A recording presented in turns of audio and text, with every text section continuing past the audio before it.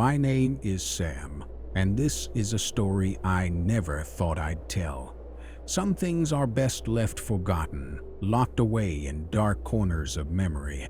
But sometimes those dark corners find you again, no matter how far you try to run. It all started when I bought the house on Willow Street. A new beginning, I told myself. Fresh paint, big windows, and plenty of space. I had no idea what I was stepping into. The house was old, that much was clear. The kind of place that had lived through more than one lifetime, standing tall through storms, history, and secrets. But it seemed perfect for me at the time. I was looking for something affordable, and when the realtor showed me the place, it felt like it could be home. She didn't say much about its past. She brushed over most of the details. It wasn't until later that I realized just how much she had left out. The first night was calm. I moved in slowly, getting things organized and placing furniture where I thought it would fit. The rooms were quiet, almost too quiet, but I chalked it up to being in a new environment, away from the noise of the city. Still, there was something about the house that felt off. I couldn't put my finger on it, but the air seemed thick, almost like it was pressing down on me. As the days went by, small things started to happen.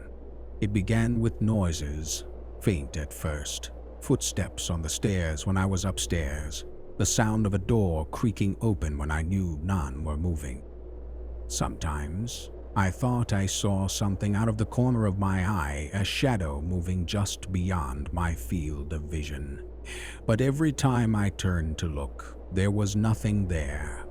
I tried to ignore it, convincing myself it was just my imagination. Then, one evening, while I was unpacking some boxes in the living room, I found an old photo buried beneath some junk.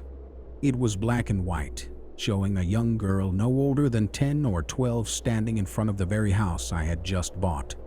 She was dressed in white, her hair long and dark, a slight smile on her face. Something about the picture made me uneasy. I couldn't stop staring at her eyes. They seemed distant, hollow. The nights grew worse after that. I would wake up in the middle of the night to the feeling of being watched. My skin would prickle and my heart would race. But when I opened my eyes, there was no one there. I told myself it was stress from the move, that I was just tired. But deep down, I knew it was something more. One night, about 2 weeks after moving in, I heard something that I couldn't ignore. It was late, well past midnight, and I was drifting off to sleep when a scream pierced the silence. It wasn't outside, though. It was coming from inside the house, specifically from the basement. The sound was high-pitched, filled with terror, and it sent a jolt of fear straight through me. I sat up in bed, my heart pounding in my chest. For a moment I considered staying put, pretending I hadn't heard anything, but something drew me out of bed, a pull I couldn't explain. Grabbing my phone for a flashlight, I crept down the stairs, my feet barely making a sound on the wooden floor. The house was cold, colder than usual, and with every step I took, the air seemed to grow heavier and thicker. When I reached the basement door, I hesitated. The scream had stopped, but the memory of it still echoed in my ears. Slowly, I turned the handle and stepped down into the darkness. The stairs creaked beneath my weight, and as I descended, the chill in the air deepened. My flashlight beam flickered, casting long shadows on the walls.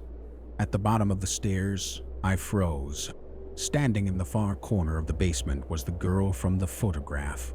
She was wearing the same white dress, her hair hanging limply around her face. Her eyes were locked on mine, and I could feel the cold seeping into my bones. But it wasn't just her presence that terrified me. It was the way she looked like she didn't belong in this world anymore. For what felt like hours, we stared at each other, neither of us moving. Then, slowly, she raised a hand and pointed to the far wall. I didn't understand at first, but as I followed her gaze, I noticed something strange, a patch of the wall that looked newer than the rest, as if it had been hastily repaired. I couldn't bring myself to move closer, but I didn't need to. The girl's eyes told me everything. Something terrible had happened in that basement, something that had been covered up, hidden away behind the walls. And now she was trapped, unable to move on. I didn't sleep for the rest of the night. By morning, I had made up my mind. I couldn't stay in that house. Whatever had happened there, whatever was still lurking within its walls, it wasn't something I could live with. I put the house up for sale the very next day. I didn't care about the money I would lose. I just wanted out. Before I left, I did some digging. I needed to know what had happened, why that girl was still there. What I found was worse than I could have imagined. Years ago, a young girl had been murdered in that house by her stepmother. They never found her body, but rumors swirled about the basement, about walls being built where none had been before. I never went back to Willow Street. The house still stands there as far as I know, waiting for its next victim. But I've made peace with one thing. I will never forget the girl in the white dress, and I pray that one day she will find the peace she deserves.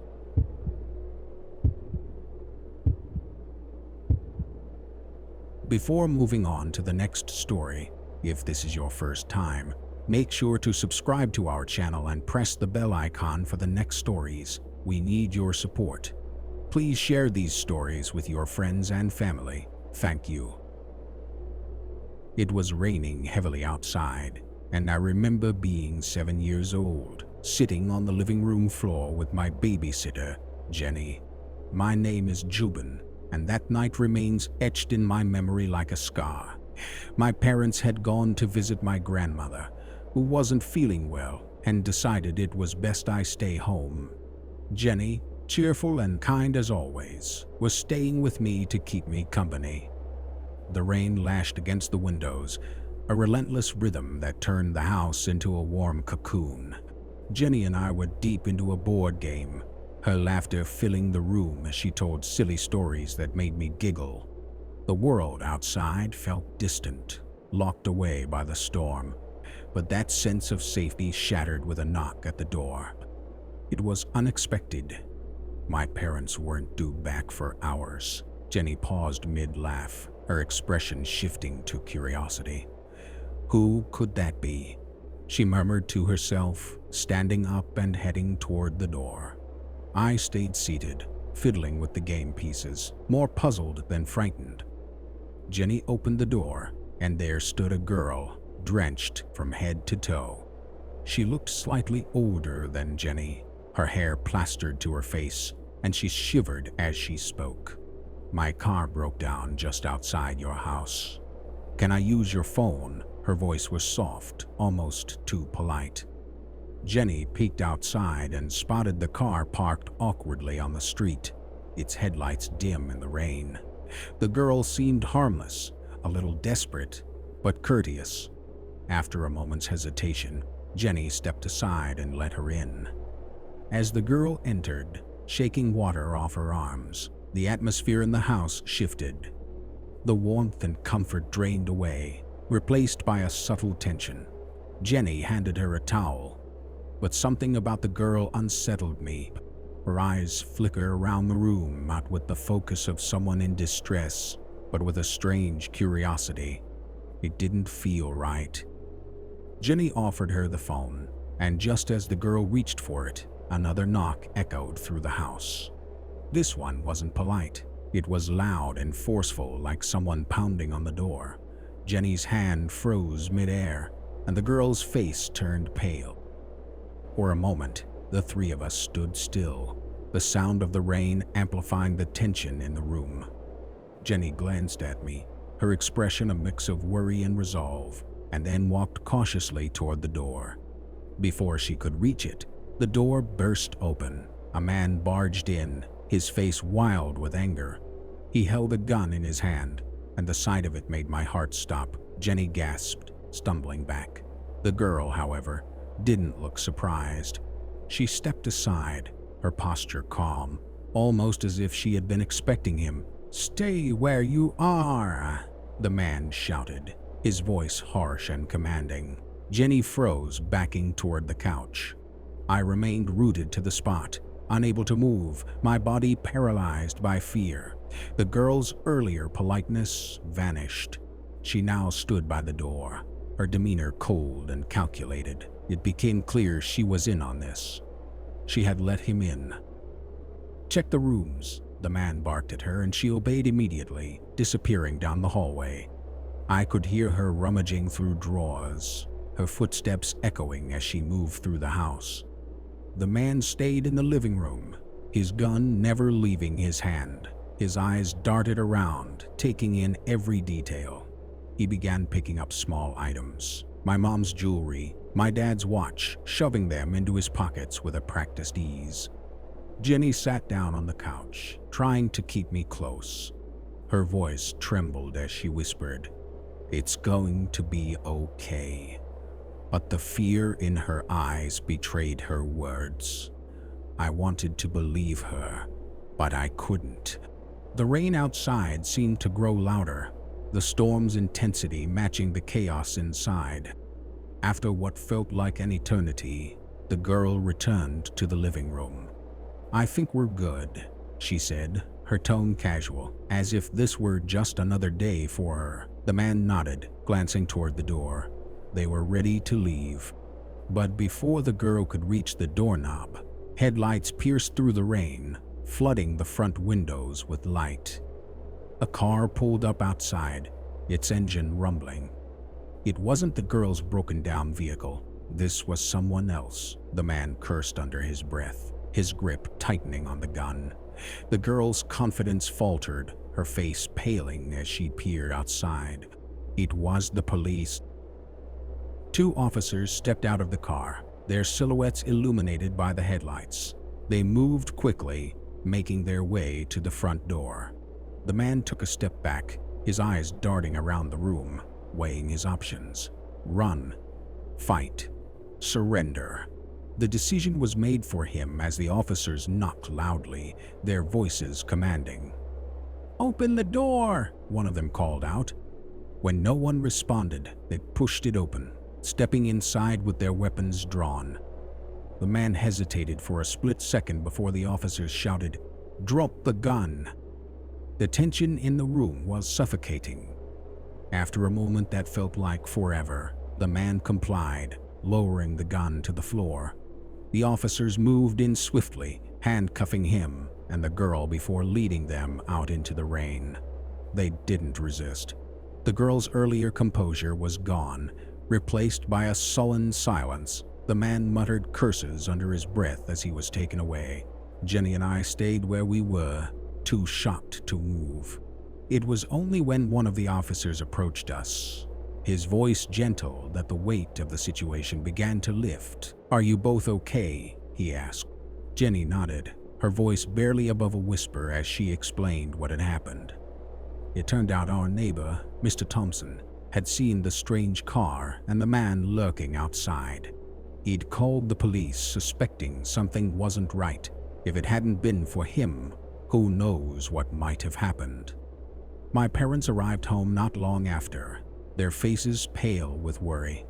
They hugged me tightly, their relief palpable. My mom kept apologizing, promising they'd never leave me alone again. But the damage was done. That night changed me. The world no longer felt as safe as it once had. Even now, whenever it rains, I'm taken back to that living room, the girl, the man, and the sound of the door bursting open. It's a memory that will stay with me forever.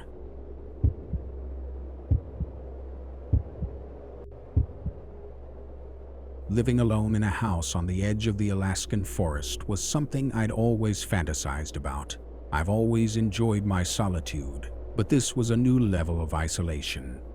My nearest neighbor, Thomas, lived about a 5-minute walk down the road. His was the only other house for miles.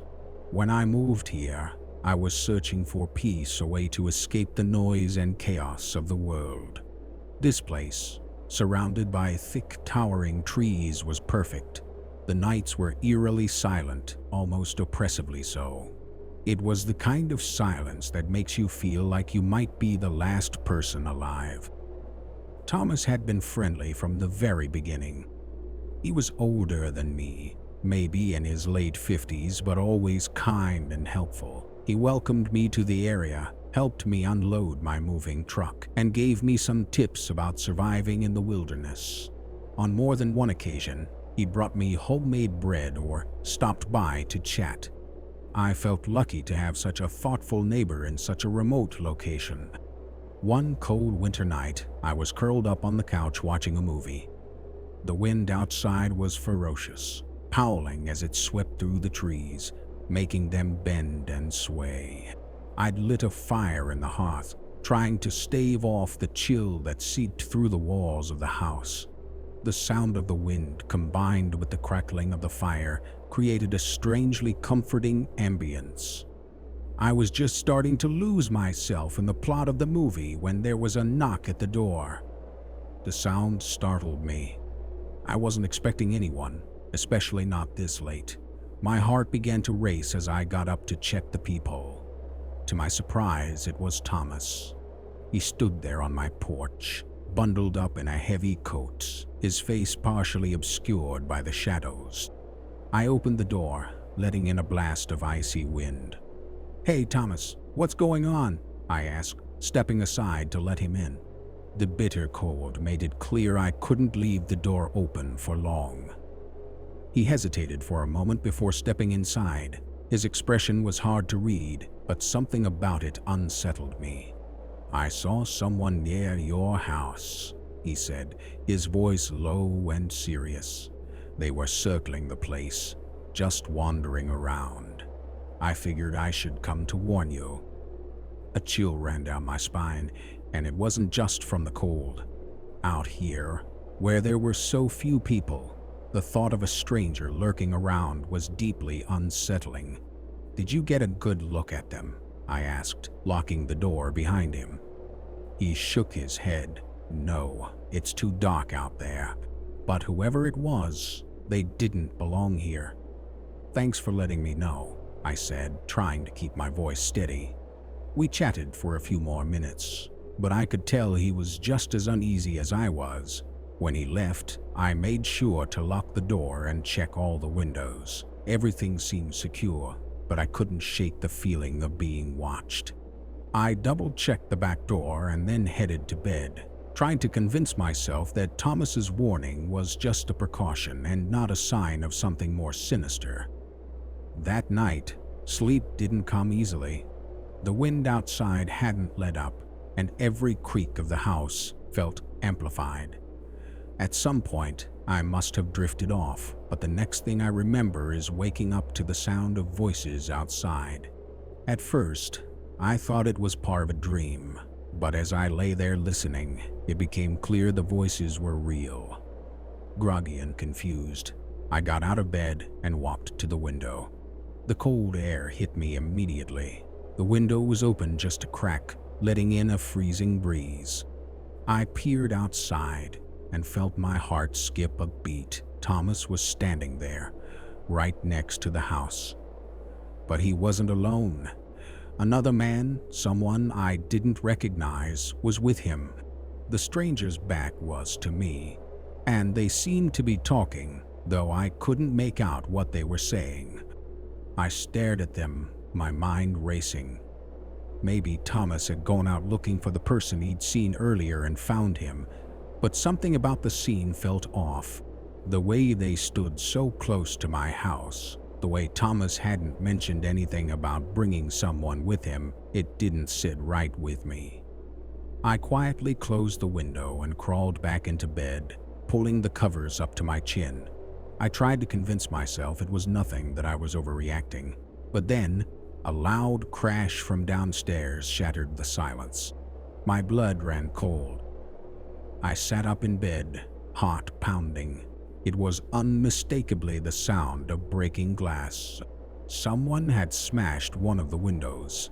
My mind went into overdrive. Was someone breaking in?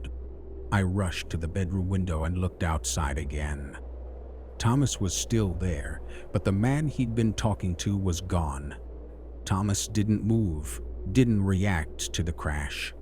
He just stood there, staring at my house. The sight sent a wave of terror through me. Something was seriously wrong. Grabbing my phone, I locked the bedroom door and dialed 911.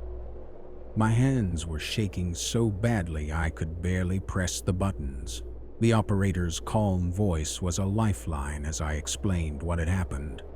They assured me officers were on their way, but those minutes waiting for them felt like an eternity. I stayed in my room, heart racing, listening for any sounds from downstairs. Eventually, the sound of sirens in the distance brought a flood of relief. The police arrived quickly, and after a tense few minutes, they found the intruder. He'd broken in through the living room window but hadn't made it upstairs yet. But that wasn't the most disturbing part. After questioning me and searching the area, the police discovered something chilling. The man who'd broken into my house wasn't a random stranger. He was someone Thomas had been in contact with for months. They found messages between the two of them, planning something horrifying. I didn't get all the details, but it was clear Thomas wasn't the kind, helpful neighbor I'd thought he was. He'd been watching me, planning something terrible, and tonight was supposed to be the night it happened. The police arrested Thomas, and I never saw him again. I couldn't stay in that house after what had happened. The isolation that had once been so appealing now felt suffocating. I sold the house and moved to New York City, far away from the Alaskan wilderness. But even now, in the hustle and bustle of the city, I still think about that night. The memory of Thomas and his dark intentions haunts me, a reminder that even in the most peaceful places, danger can lurk just beneath the surface.